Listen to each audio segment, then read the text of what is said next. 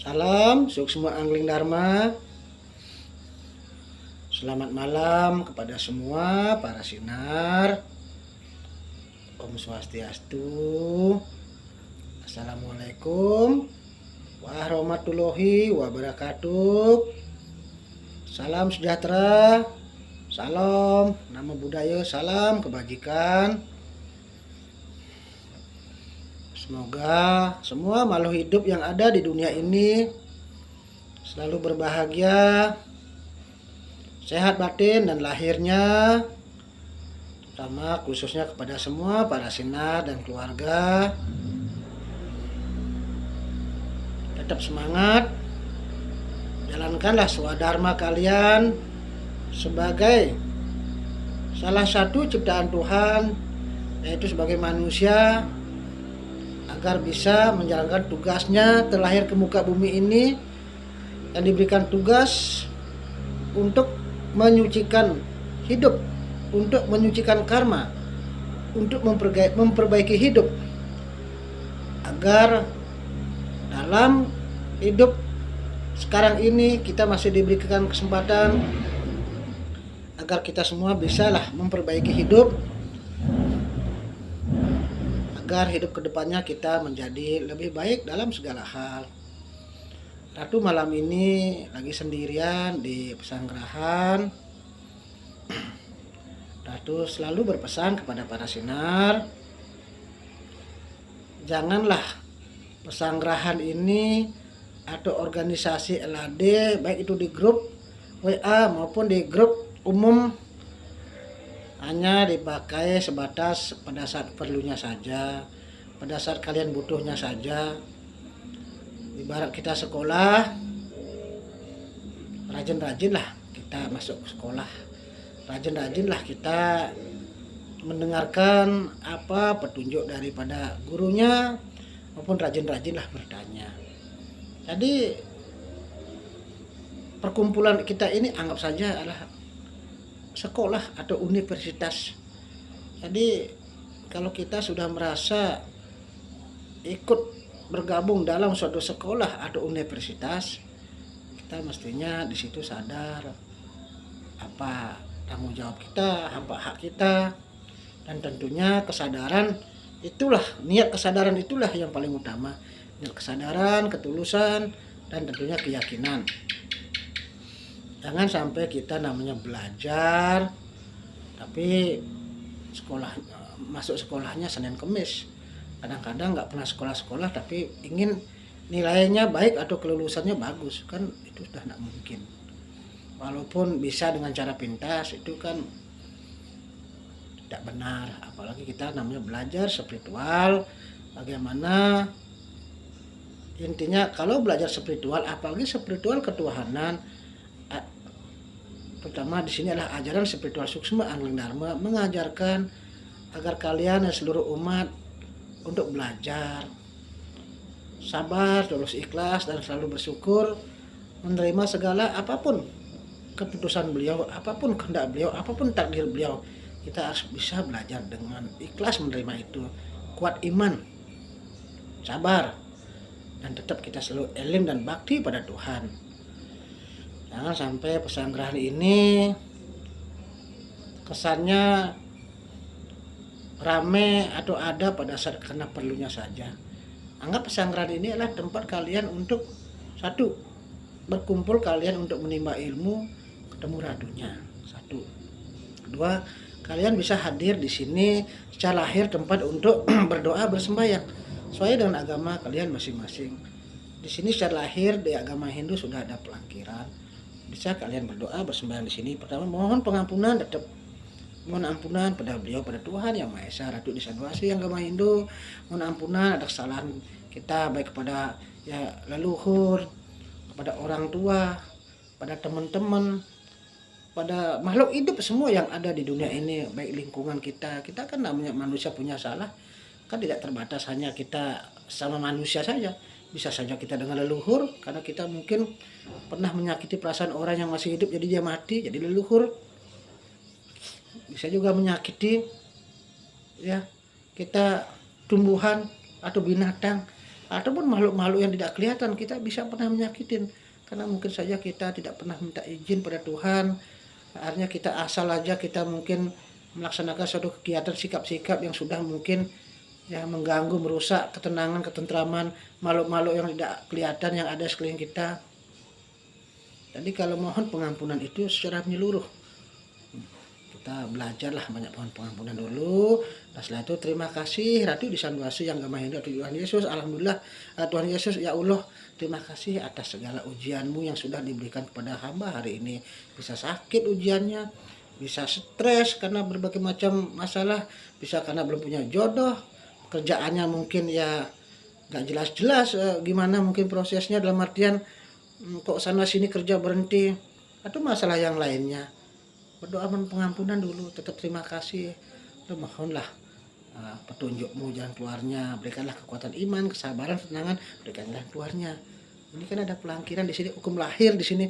Walaupun ajaran kita mengajarkan dimanapun kalian bisa berdoa, bisa berhubungan diri sama Tuhan.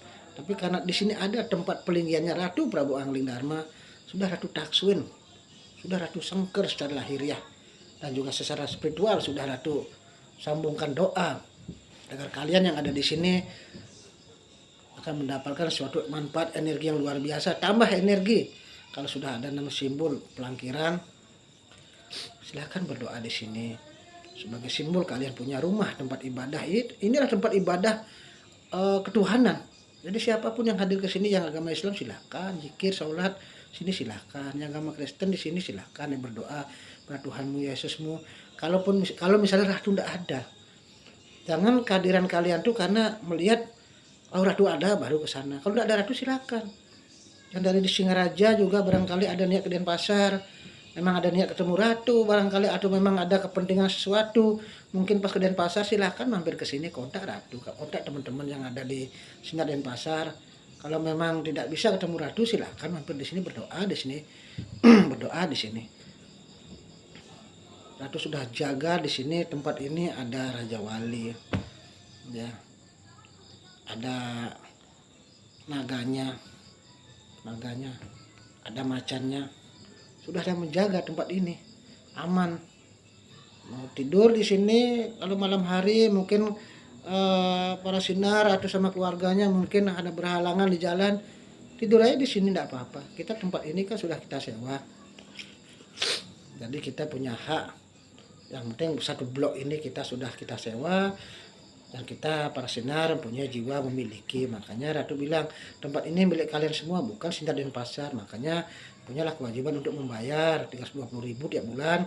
Ya berapalah, sisihkan uangnya buat puninya, ya 10.000 atau mungkin ya 5.000 tidak apa-apa, agar kalian punya karma.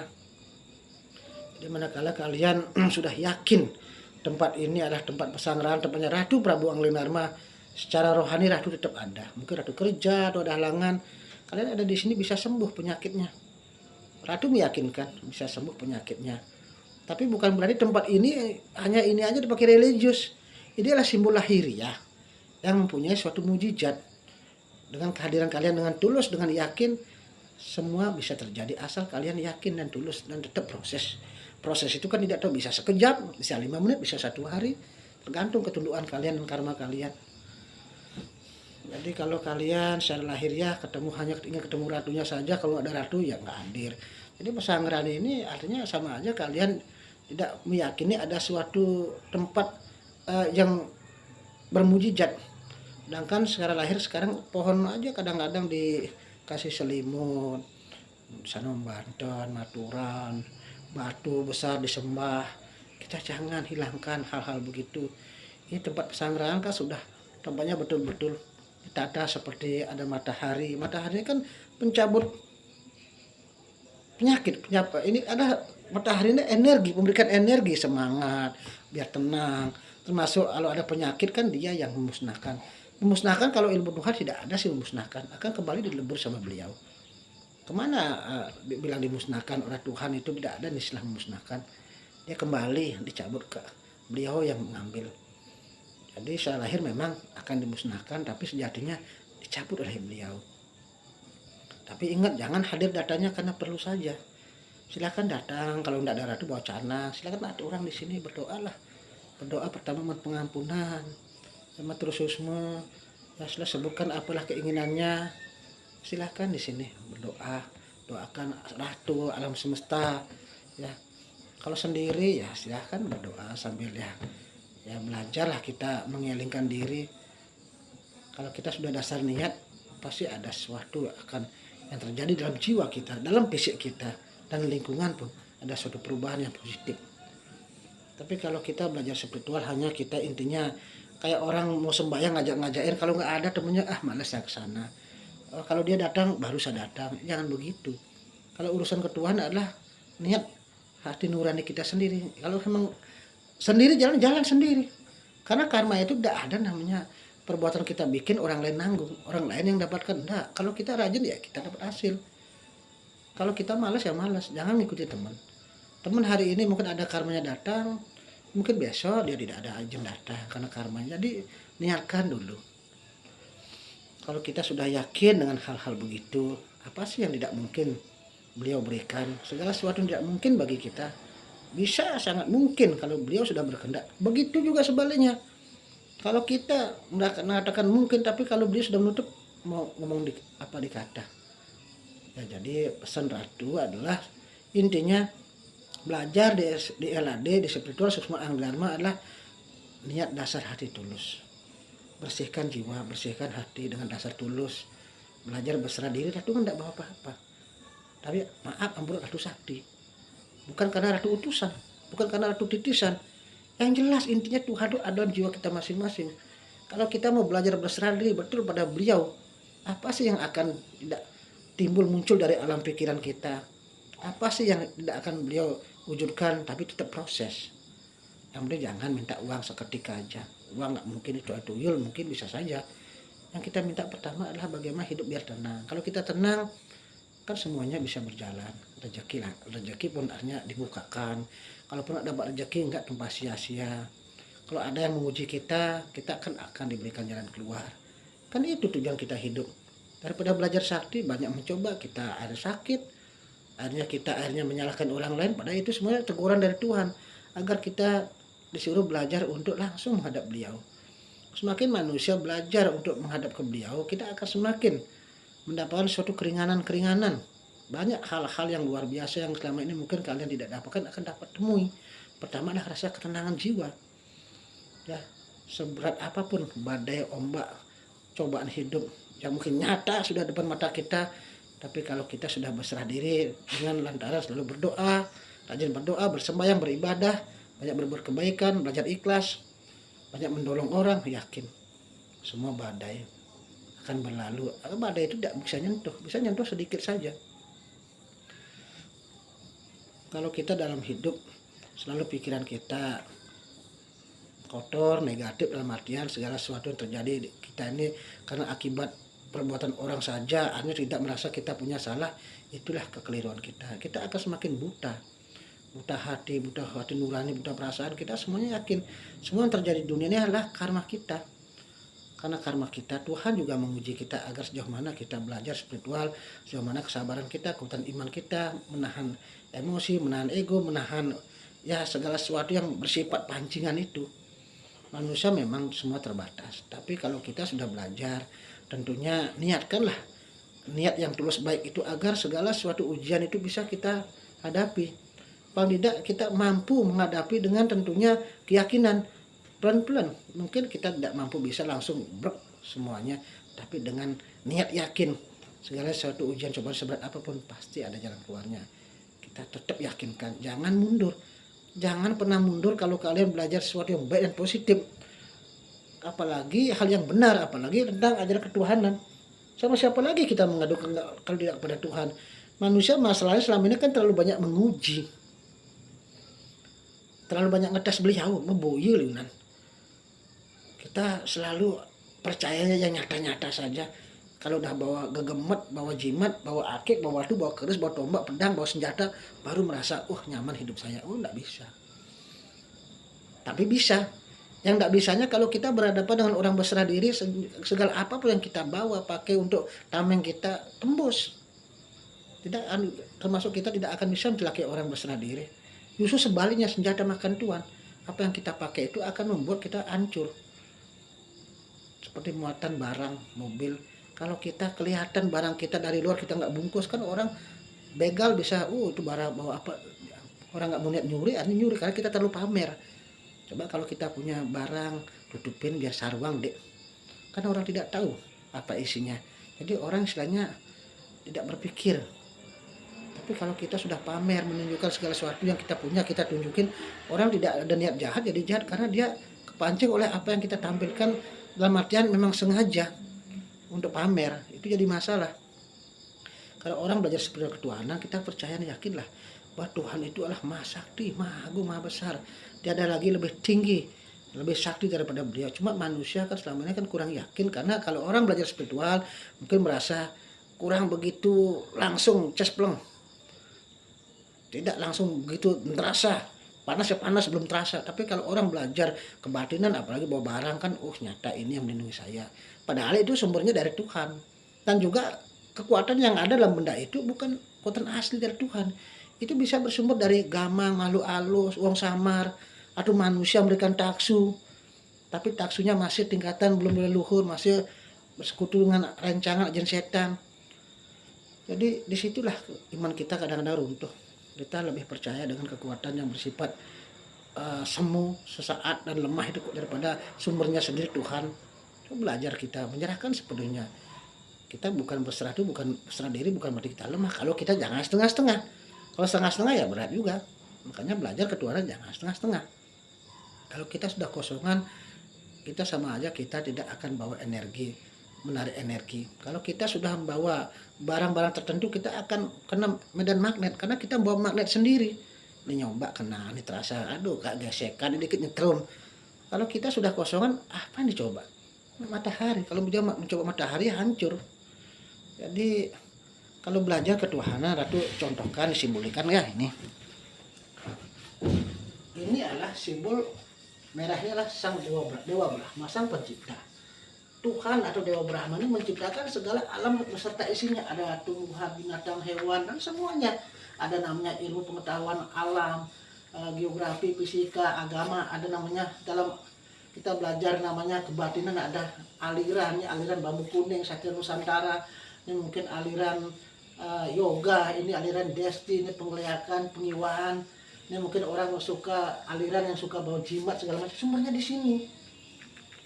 Kalau kita ada sumbernya di sini, segala sesuatu kita pamer-pamerkan itu seperti aliran, kita sumbernya. Kalau tidak usah kita heran dengan orang sakti. Memang kalau orang belajar aliran, dia agak kelihatan lebih sadis karena dia akan lebih serem. Dia lebih tajam, runcing, lebih berwarna lah. Kalau kita belajar ketuhanan, ini pusatnya Dewa Brahma. Jadi kalau ada orang pamer-pamer ilmu kesaktian, selama kita nggak ngaku biarkan. Tapi kalau dia ada pamer, misalnya ini belajar aliran kebatinan misal si A, cabut saja karena kita sumbernya. Orang dia bawa jimat barangkali di sini, dia suka bawa jimat, cabut saja. Ini belajar barang kekebalannya, cabut saja. Jadi kita ini pusatnya. Cuma orang berserah diri sini kamuang sih ngena. Tapi kan besar daripada kita belajar aliran. Memang kelihatan agak serem. Tapi pusatnya dia nggak tahu. Kita belajar di sini, nggak usah kita anggap bawa jimat, bawa akik, bawa belajar aliran. Memang itu semua ciptaan Tuhan. Tapi kalau orang berasal dari di sini, semua yang ada di dunia ini ciptaan Tuhan. Makanya kita tidak boleh mencaci maki, menghina, merendahkan karena sumber dari sini. Tapi kalau ada macam-macam mencoba kita bisa cabut dengan ilmu suksma angdharma, bisa kita kunci. Jadi kalau benar-benar para sinar benar belajar berserah diri sama Ratu, walaupun apapun penyakit kalian, ujian, cobaan kalian, tetap sabar, tenang. Mohon banyak pengampunan. Ya, sudah Ratu berikan, sudah sering sampaikan. Para sinar sudah Ratu berikan ilmu anugerah, ilmu suksma angdharma. Pertama mohon pengampunan, matur suksma. Setelah itu silahkan mengucap 4 kali yang agama Hindu sampai nunduk suksma kembali. Yang agama Islam ya sebutlah ya Allah 4 kali. Tuhan Yesus, agama Kristen, Sang Buddha, agama Buddha. Dan juga boleh setelah itu mohon izin berikanlah energi panas di mana sakit. Contoh agama Hindu sakit di dada, ada kepala. Ratu di Sangguasa, mohon pengampunan dulu. Ratu di Sangguasa, mohon pengampunan. hari ini saya diberikan ujian cobaan karena kepala saya sakit terus. Mohon ampunanmu, saya terima kasih, tetap yakin ini adalah bentuk ujian untuk menguji hamba agar hamba selalu dekat sama beliau, sama Tuhan. Dan juga sebagai teguran karena hamba banyak kekurangan, dan ini karena hamba sekarang mohon izin, hamba mohon sinarmu, sinar kesehatan, sinar penyembuhanmu, ya selalu minta izin Ratu di Sanduase, dan minta izin berikanlah hawa panas di kepala hamba biar bisa sembuh sesuai karma hamba. Bayangkan hawa panas sebentar aja di kepala. Kalau udah terasa, ya atur susmu Ratu di Sanduase. Begitu, yang agama Islam juga begitu, Kristen Buddha sama. Jadi kita tidak usah khawatir. Karena dasar mohon pengampunan itu akan dibukakan jalan. Karena segala sesuatu musibah yang menimpa manusia dasarnya pasti karena kita tidak baik. Makanya mohon pengampunan. Semakin kita banyak mohon pengampunan, akhirnya semakin banyak kesempatan diberikan jalan oleh Tuhan untuk menyelesaikan masalah kita. Semakin banyak jalan akan diberikan untuk menolong diri kita. Beliau akan banyak memberikan jalan, menyelamatkan jiwa kita sekalipun. Itu aja kuncinya. Para sinar tetap semangat, jangan hanya mengeluh saja. Boleh sebut juga nama Ratu 4 kali kalau kalian memang keadaan urgent. Aduh, di Sanduase, dia mohon izin, mohon pengampunan, hari ini saya sakit, ada gangguan di skala, mohon ampunanmu, matur suksmu, ini semua pasti karena karma hamba, karena ujian hamba, dan juga hamba berdoa kekurangan hamba. Mohon izin hamba menyebut Ratu hamba, biar hamba selamat, rahayu, lindungi hamba. Ratu, tolong hamba, biar hamba lindungi hamba, biar hamba cepat sembuh, biar hamba sembuh sesuai karma hamba, gitu doanya. Suksmu Ratu, gitu doanya. Ya, gitu doanya. Begitu juga kalau mengobati orang lain, ya kita bisa berdoa loh. Ratu di Sanduase, yang agama Hindu, yang agama Islam silakan sebut ya Allah, Tuhan Yesus, agama Kristen, Ratu di Sanduase, dia minta izin mungkin berikan pertolongan kepada si A yang sakit, misalnya sakit anaknya, anak yang sering nangis. Mohon izin hamba mereka menolong anak saya terus nangis terus karena dia tidak tahu apa keterbatasan hamba. Mohon ampunanmu, tetap yang matur suksmu, ya silahkan arahkan tangan kalian. Kalau panas kasih boleh, tidak usah disentuh, kejep ya, semuanya boleh bayang hawa panas. Atau mohon izin juga pada Ratu di Sanduase, mohon ampunanmu dan terima kasih hari saya diuji oleh beliau karena ini karma hamba, ini ujian hamba, teguran hamba. Mungkin mohon izin ke hamba untuk mengobati si anak saya yang sakit. Hamba mengobati dengan cara memberikan tirta atau susmur atau di Sanduase. Tirta itu taruh ubun-ubun, ambil tirta, tuang air, ya, berdoa mohon izin untuk menyembuhkan si A sakit. Mohon izinmu sesuai karmanya.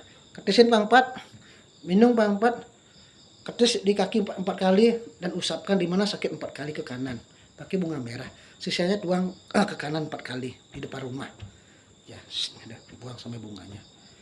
Itu aja pesan Ratu. Kalau ada yang kesurupan atau jin setan, gampang cuma cabut aja. Cabut hilang dia.